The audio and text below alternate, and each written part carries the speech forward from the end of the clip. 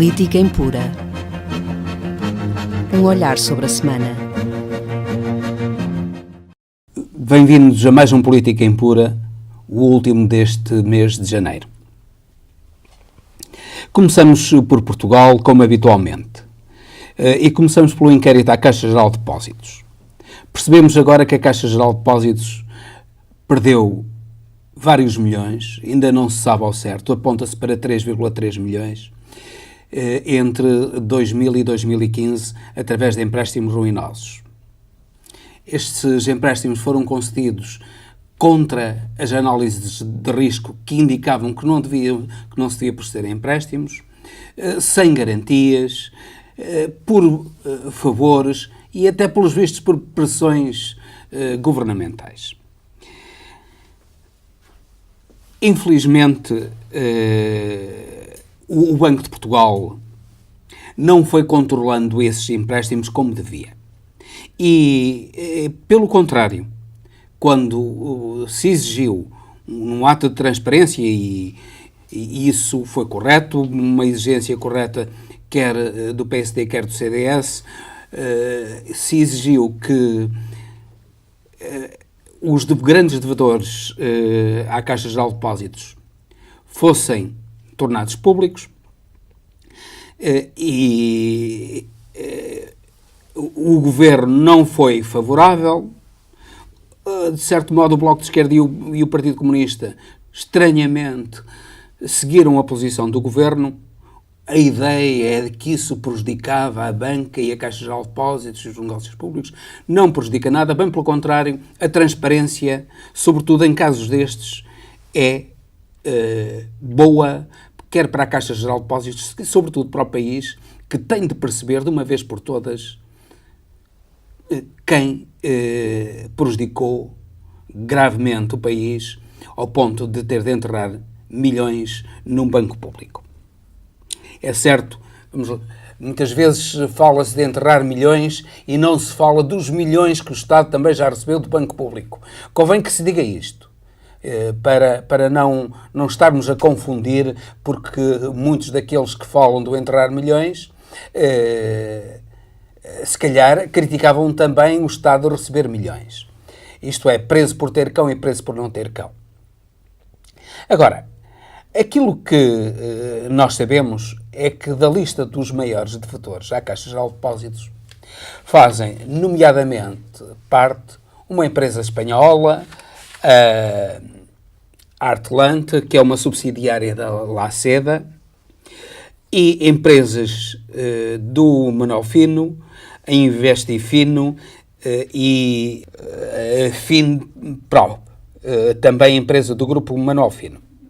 O Manuel Fino era um empresário conhecido e poderoso e, afinal de contas, a sua capacidade financeira e económica resultou nisto, num buraco de 138 milhões à Caixa Geral de Depósitos.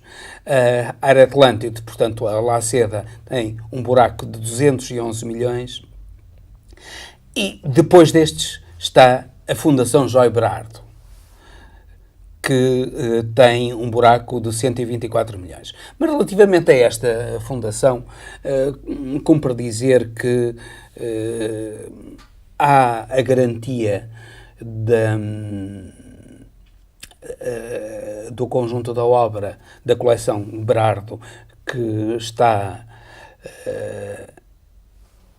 de posse do Estado, portanto foi dada à Caixa Geral de Depósitos como garantia e que tem sido exibida no Centro Cultural de Belém, e aí talvez as perdas não sejam tão grandes como se anuncia. O que não me deixa de estranhar é também a Autostrada Douro Litoral, que apresenta uma dívida à Caixa Geral de Depósitos de 122 milhões de euros, quase 123 milhões de euros. São dívidas elevadíssimas e todas elas foram contraídas sem as garantias que deviam ser concedidas. Finalmente, não deixamos de falar também em duas fundações.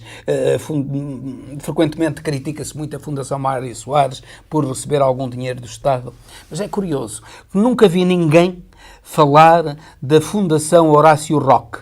E a Fundação Horácio Roque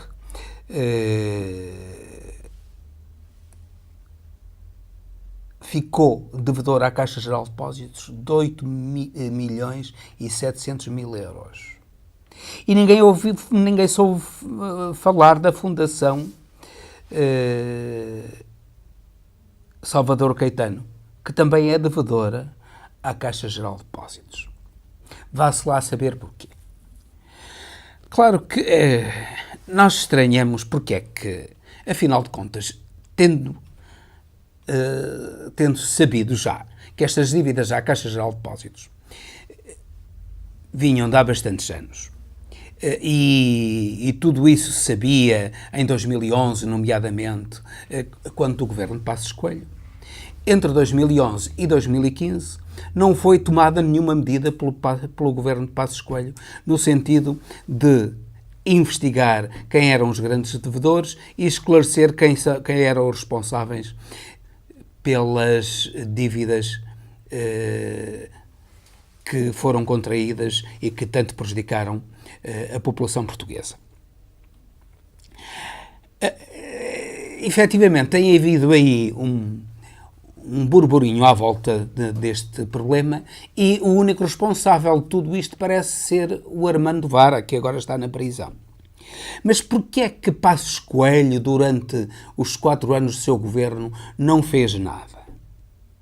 E só agora o PSD e o CDS se afanam a pedir comissões de inquérito, a fazer acusações contra, todas elas contra o Armando Vara. Mas convém que se ponham os pontos nos is, se chamem os bois pelos nomes e se diga a verdade. É que os grandes responsáveis por esses empréstimos ruinosos foram 2 administradores, 2 presidentes da administração da Caixa Geral de Depósitos, o Vítor Martins e o Faria de Oliveira. Ambos foram secretários, pelo menos secretários de Estado, ligados às finanças por parte do PSD. Estiveram ligados também ao Banco de Portugal. Outro responsável também foi Celeste Cardona, do CDS, que também esteve entre os responsáveis pela constituição dessas dívidas. E temos a legítima suspeita, porque se o PSD e o CDS levantam todas as suspeitas e com muita razão querem a transparência, e ainda bem que a querem, mas também convém que se fale a verdade e toda a verdade, e não apenas uma parte da verdade. Não se saquem as responsabilidades todas ao Armando Vara, quando Vítor Martins, Faria de Oliveira, Celeste Cardona e outros ligados ao PSD e ao CDS estiveram na administração da Caixa Geral de Depósitos. E temos legitimidade de se suspeitar que agora o PSD e o CDS, só numa fase de pré-campanha eleitoral, é que levantam esse problema. E levantam-no por uma razão muito simples.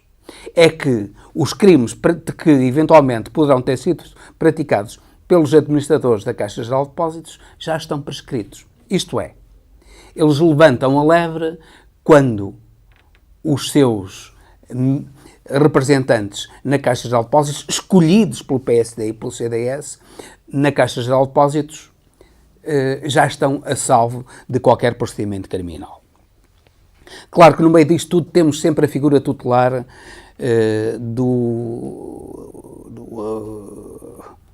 do Governador do Banco de Portugal e do Banco de Portugal. O Governador do Banco de Portugal, o Sr. Costa, brinda-nos sempre com coisas destas.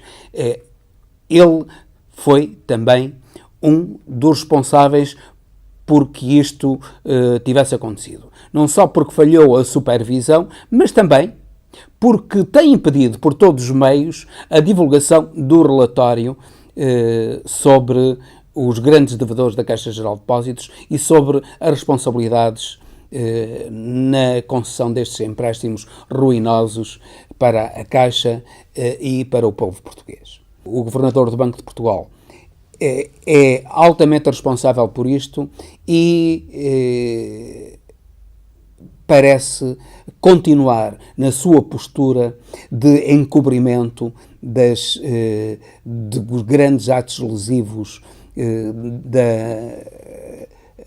da finança portuguesa, como já tinha sucedido, como já sucedeu, sem dúvida nenhuma, com o caso do Banco Espírito Santo, em que ele, até praticamente o banco ser declarado insolvente e, digamos assim, estourar, ele encobriu sempre o BES e disse sempre que o BES era um banco de absoluta segurança. Bem, é um caso lamentável no seio da cúpula do Banco de Portugal, da cúpula dos responsáveis pela finança portuguesa, que devia ser sancionado, quer política, quer criminalmente, até em alguns casos, e infelizmente não será. Vamos agora falar da redução do déficit que este governo do António Costa, com o Mário Centeno à frente das finanças, conseguiu. Não há dúvida nenhuma que baixou o déficit novamente, menos do que contava o Mário Centeno, que fixou a descida do déficit em cerca de 0,7% do PIB, mas ele andará por um valor superior, talvez cerca de 1% do PIB. De qualquer modo, foi uma redução substancial e isso deve-se a um aumento da receita de 5,2%, a um aumento da despesa inferior de 4,5%, e esse aumento da receita é curioso como é que ele é estruturado. O aumento da receita deve-se essencialmente a um aumento de 5,6% do IRS, de 4,1% do IVA e de 10,2% no IRC. Isto é, este aumento de rendimento dado pelo imposto sobre o rendimento das pessoas coletivas, isto é, sobre as empresas, demonstra uma saúde da economia que talvez muitos não esperassem. Por outro lado, também as receitas da Segurança Social sobem substancialmente, mais do que previsto. Previa-se cerca de 5% e subiram-se cerca de 7,6%. E isso devido a uma grande diminuição do desemprego, da taxa de desemprego e, portanto, do aumento de contribuições para a Segurança Social com a simultânea diminuição das despesas da Segurança Social. Ao contrário do que frequentemente é propalado, o aumento das despesas no ano de 2018 deve-se sobretudo a um aumento de 4,9% nas despesas com o Serviço Nacional de Saúde, que recebeu cerca de 10 mil milhões de euros, um valor que iguala a dotação orçamental máxima antes da vinda da Troika e, por outro lado, despesas de investimento da Administração Central. Essas despesas de investimento da Administração Central cresceram, no ano passado, 17,1%. E prevê-se que este ano irão crescer eventualmente ainda mais, nomeadamente com despesas de investimento na ferrovia, e eventualmente já no novo aeroporto no Montijo. Claro que estamos em ano de eleições e, portanto, o ano anterior às eleições e o ano das eleições são anos ideais para se proceder a investimentos.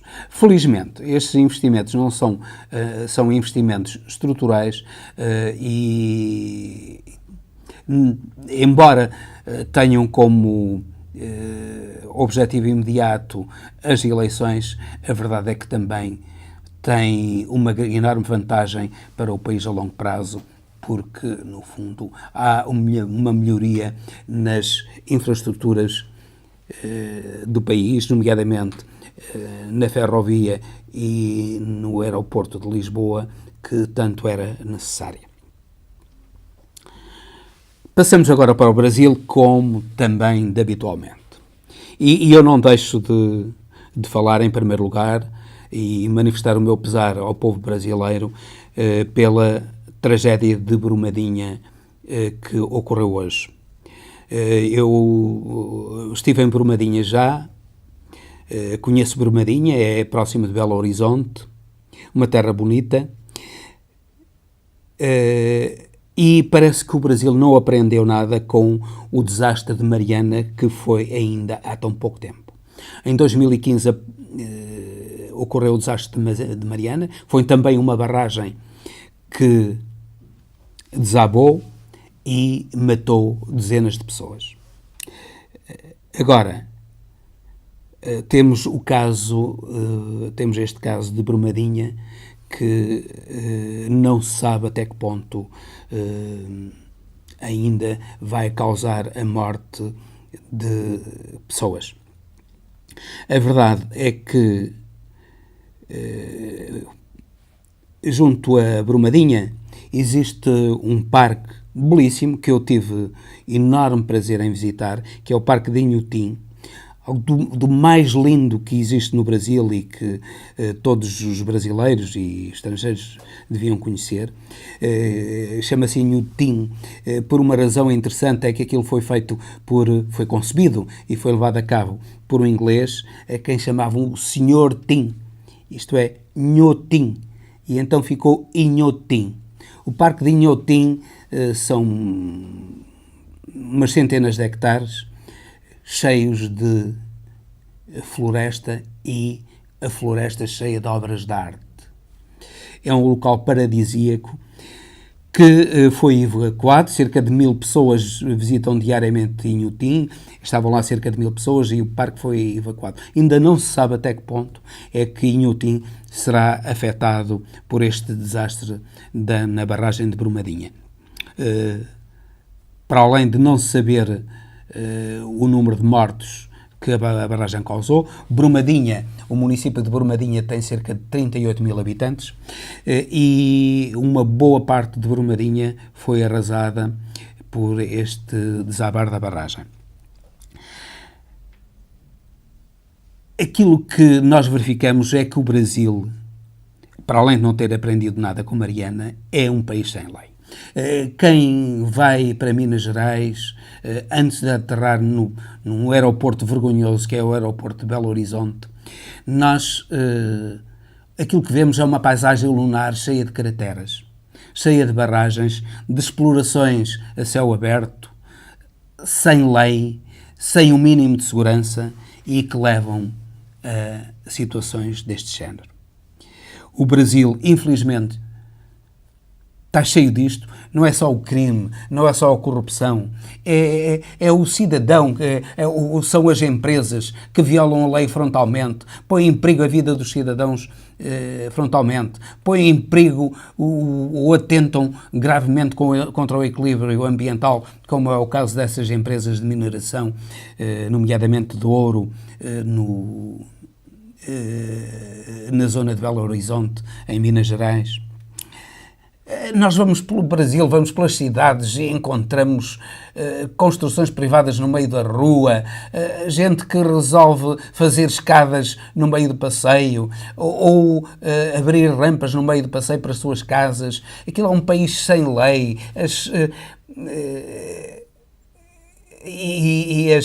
Mesmo as próprias grades de segurança que protegem as casas estão em locais públicos, no passeio público, e ninguém faz nada contra isso.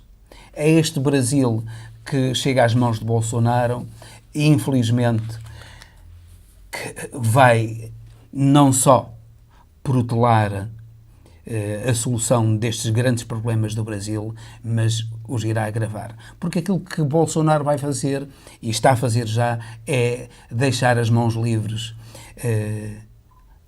aos senhores do dinheiro para fazerem aquilo que querem, nomeadamente em ataques ambientais, desde a desflorestação da Amazónia à mineração selvagem. Nós vemos agora que a tribo de Bolsonaro é uma tribo de gente sem lei. Em primeiro lugar, nós não podemos deixar de assinalar a caricatura que foi a presença de Bolsonaro em Davos. Bolsonaro tinha 25 minutos para fazer um discurso, fez um discurso de 20 minutos, de 8 minutos, melhor dizendo, um discurso de apenas 8 minutos, de uma acefalia total a que ninguém ligou a mínima importância. E todos os presidentes dão conferências de imprensa depois do seu discurso. Bolsonaro foi o único a não dar conferências de imprensa depois do seu discurso. Percebe-se que ele não é capaz de enfrentar a imprensa numa situação destas. A sétima economia do mundo deu em Davos uma péssima imagem dela própria e, sobretudo, quem a dirige. Mas agora a tribo de Bolsonaro, representada por ele e pelos seus filhos, em particular pelo Flávio Bolsonaro, que tanto estigmatizou a corrupção, afinal de contas, aquilo que vemos é corrupção e mais corrupção e mais corrupção em Flávio Bolsonaro e na gente que o rodeia. Nomeadamente, em pouco tempo, foram colocadas na sua conta 48 depósitos suspeitos pelo COAF, que é o instituto que controla as finanças do Brasil, e Flávio Bolsonaro dá justificações tolas, depois vê que, afinal de contas, não tem razão de ser e são ridículos até, e volta atrás nas justificações e dá outras, mete os pés pelas mãos e foge à justiça. Ao fim de tanto tempo, aqueles que diziam querer a justiça são aqueles que ainda não, nem ele, nem o seu motorista Queiroz foram prestar declarações. Por isso, simplesmente andam fugidos. Mas pior do que isso, é que verificamos que, afinal de contas, Flávio Bolsonaro está gravemente implicado no crime no Rio de Janeiro. O major que ele promoveu e inclusivamente condecorou é responsável por atos gravemente criminosos, inclusivamente indiciado como responsável pelo assassinato de Marielle Franco. Para além de outras chacinas que supostamente terá praticado no Brasil.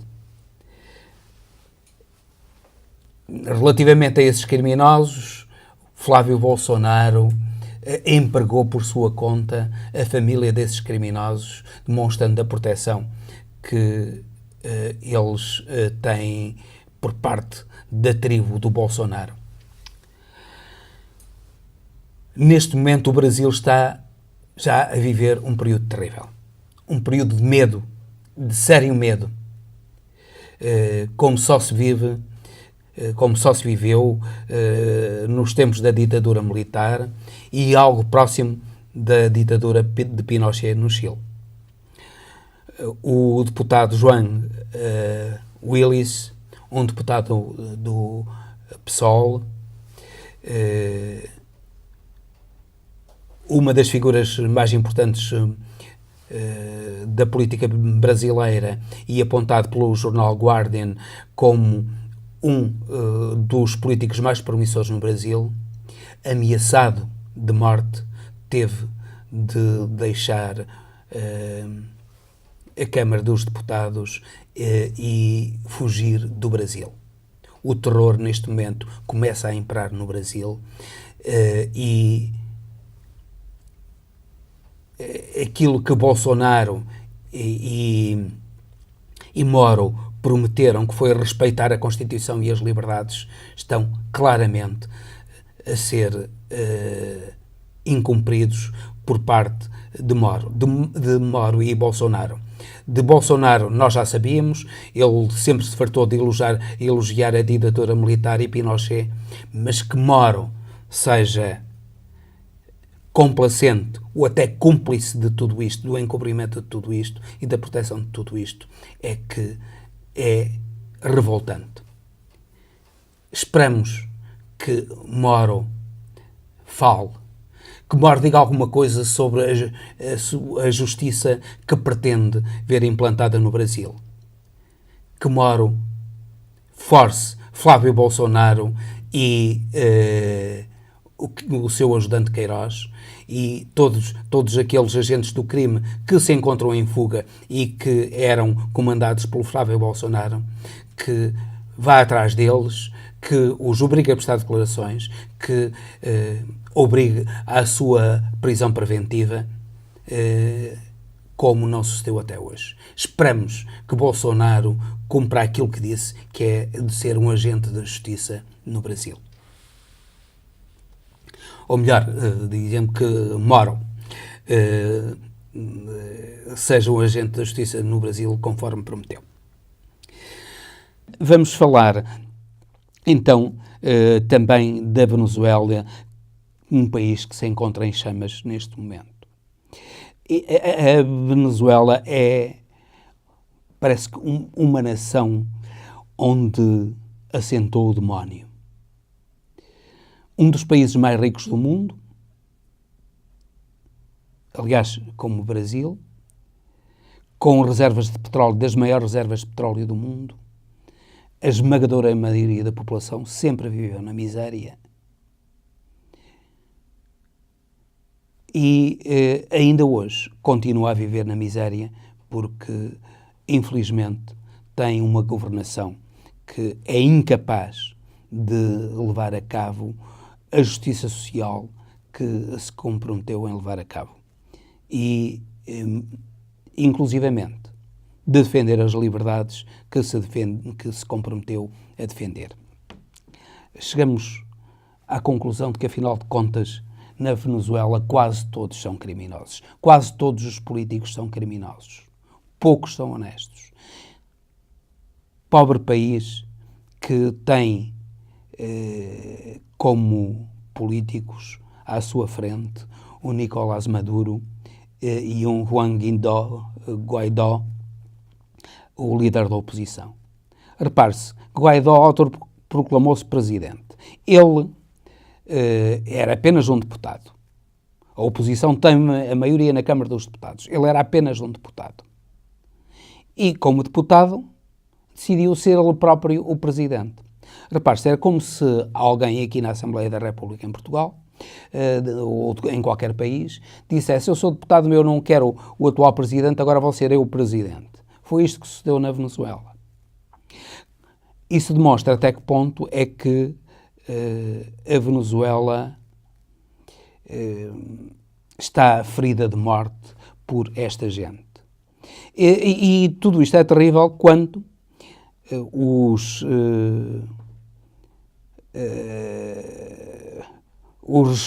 representantes dos Estados Unidos, da diplomacia americana, nomeadamente Mike Pence e Mike Pompeo, resolveram logo a seguir dar o apoio a Guaidó e manifestar-se a favor de uma intervenção na Venezuela.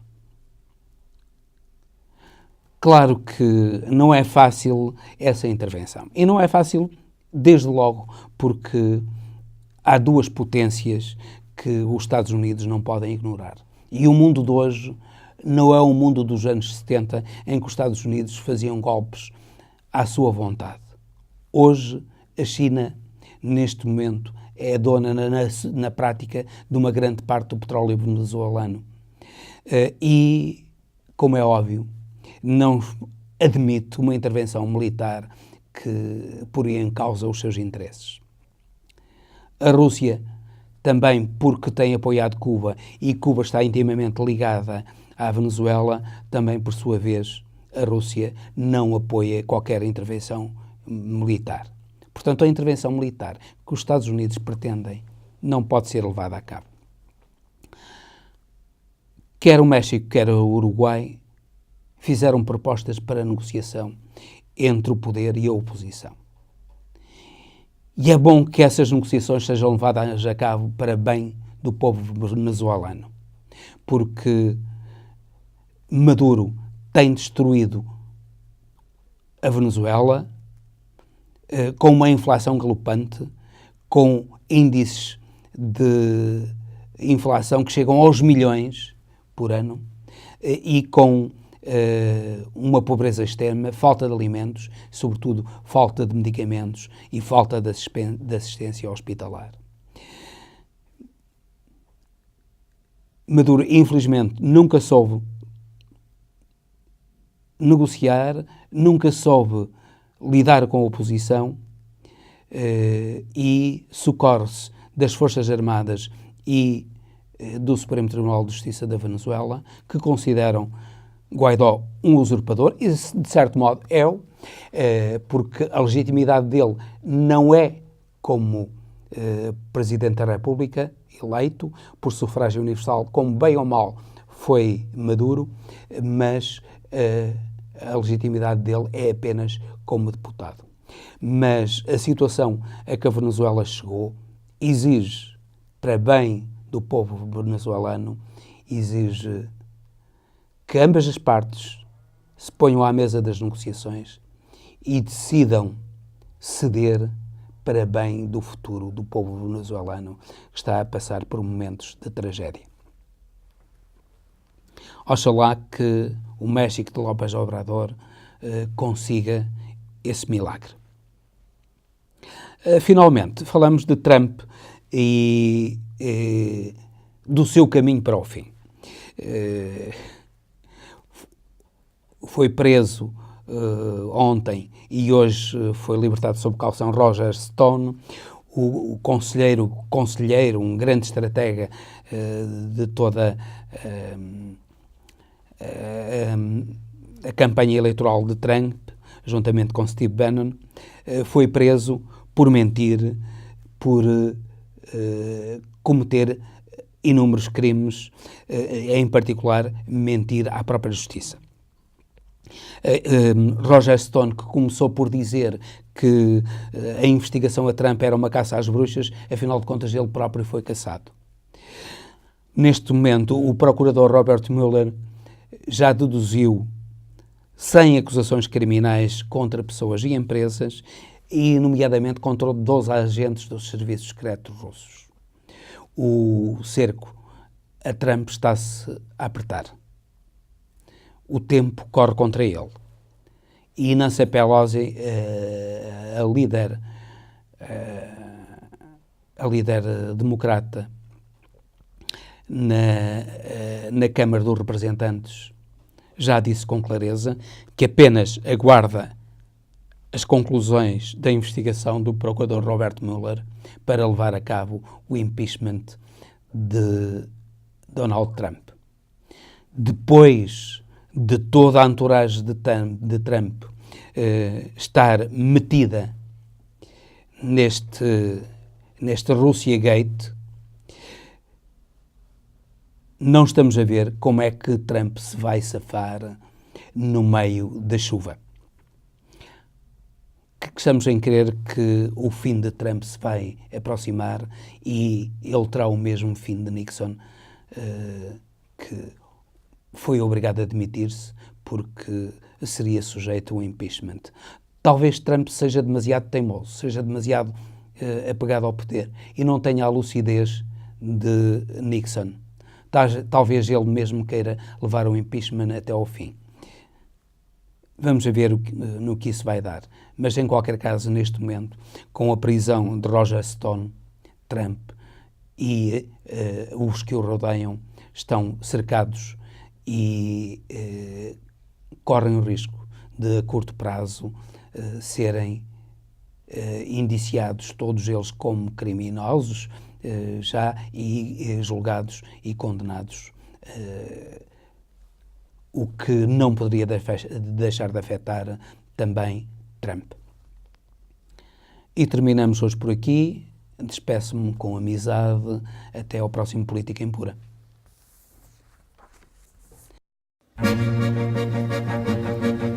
Política Impura.